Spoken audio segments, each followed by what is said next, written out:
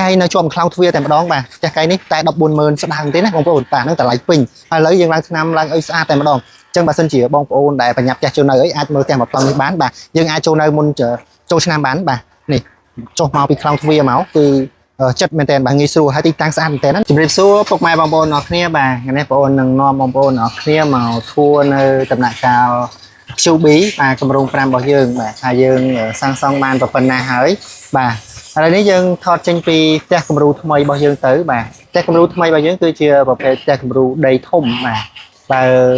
និយាយពីតម្លៃវិញខ្ទង់តែ200,000ជាងទេបងប្អូនបាទបានទាំងដីគួរបានទាំងសួនបានទាំងដីធំស្អាតអញ្ចឹងតែម្ដងណាបងប្អូនបាទអញ្ចឹងបើសិនជាបងប្អូនស្រឡាញ់ចាប់អារម្មណ៍ជាប្រភេទផ្ទះដីធំដូចផ្ទះគំរូអញ្ចឹងបងប្អូនអាចអញ្ជើញមកមើលដល់ទីតាំងផ្ទាល់បានឬក៏បងប្អូនអាចសាកសួរព័ត៌មាន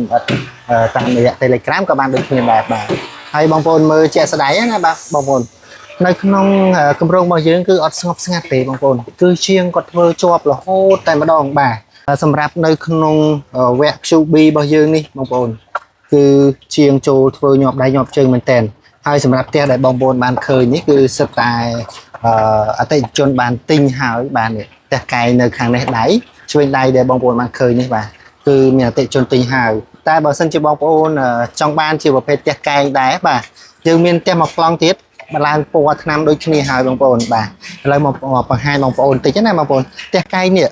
ផ្ទះកែងនៅជាប់ខ្លោងទ្វារតែម្ដងបាទផ្ទះកែងនេះតែ140000ស្ដាងទេណាបងប្អូនបាទហ្នឹងតម្លៃពេញហើយឥឡូវយើងឡើងថ្នាំឡើងអីស្អាតតែម្ដងអញ្ចឹងបើសិនជាបងប្អូនដែលបញ្ញាប់ផ្ទះចូលនៅអីអាចមើលផ្ទះមួយប្លង់នេះបានបាទយើងអាចចូលនៅមុនចូលឆ្នាំបានបាទនេះ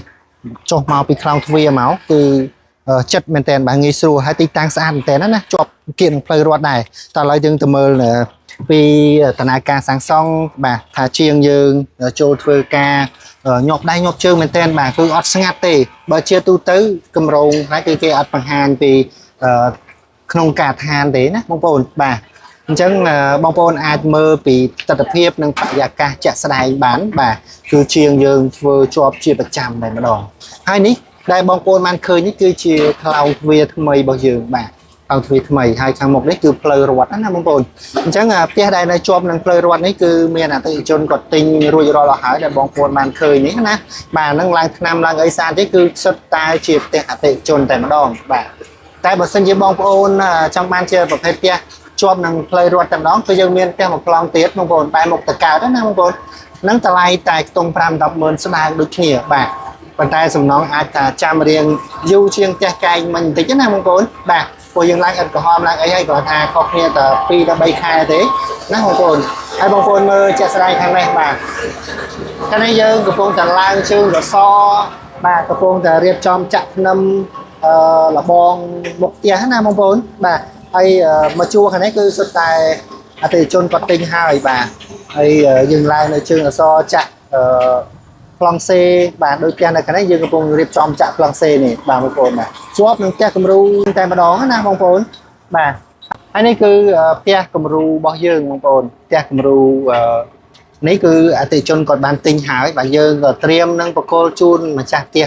នឹងផងដែរបាទហើយសម្រាប់ផ្ទះគំរូនេះគឺអតិថិជនគាត់ទិញទៅបែប full set តែម្ដងណាគាត់អត់បានរៀបចំច្រើនទេបាទមានទាំងពូកមានទាំងក្រែអីទៅខាងក្នុងគឺស្អាតតែម្ដងអូតែវេលីចូលនៅហ្មងហ្នឹងគឺអតិថិជនគាត់ទិញហើយបាទហើយមកជួរនេះគឺនិយាយទៅដោយបងបាននិយាយអញ្ចឹងគឺអតិថិជនទិញអស់លីងតែម្ដងណាបាទមកជួរផ្លូវរដ្ឋនេះណាអញ្ចឹងបើសិនជាបងប្អូនចាប់អារម្មណ៍ស្រឡាញ់ជាប្រភេទផ្ទះវិឡាហើយចង់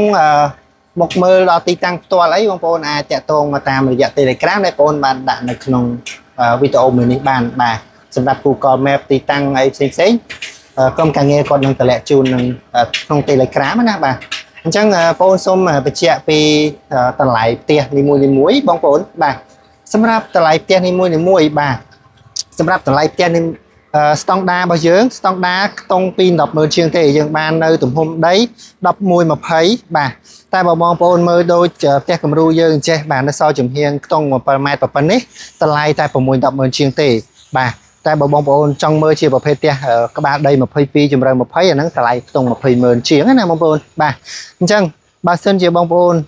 ចង់មកសិក្សាដល់ទីតាំងអីបងប្អូនអាចអញ្ជើញមកមើលបានបាទគម្រោងទី5យើងនៅខាង